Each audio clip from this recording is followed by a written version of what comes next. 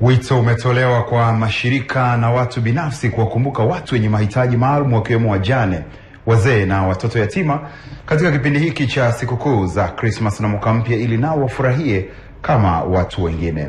Wakipokea zawadi ya mchele na fedha za kusherehekea sikukuu ya Christmas kutoka kwa diwani wa kata ya Kibamba jijini Dar es Salaam, baadhi ya mama wajane wamesema wakati wa sikukuu wamekuwa wakitamani kula vizuri, lakini inashindikana kutokana na hali ngumu ya kimaisha walionayo. Mwandishi wetu Harold Shemsanga ametuma taarifa ifuatayo.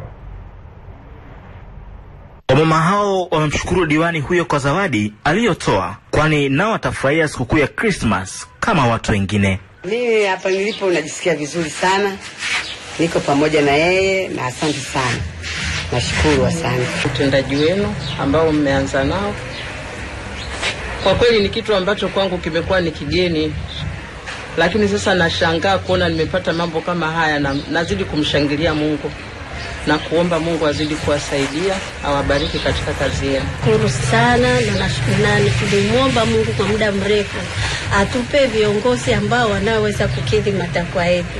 Kwa kweli tunamshukuru Mungu, tumempigia kura kiongozi wetu tuliyemchagua kwa dhati na ametuwezesha kusherehekea sikukuu hii kwa furaha. Tuambiwa sikutegemea kabisa. Mungu azidi kumbariki na azidi kutoa msaada kwa watu wengine wote. Kitu ambacho hakija. Kwa upande wake diwani wa kata ya Kibamba Ernest Ngawe amesema jamii inapaswa kuwakumbuka watu wenye hitaji, kwani inasaidia kuwapa faraja badala ya kuiona wanyonge. Tumeanza na hiki kidogo, tunaamini kwamba itakapofika kipindi kingine, kwa sababu tumelenga kwenye sikukuu mbili, Christmas pamoja na Eid, kwa ajili ya kula pamoja na wajane. Lakini pia kuna kipindi kingine kitafika kwa ajili ya yatima.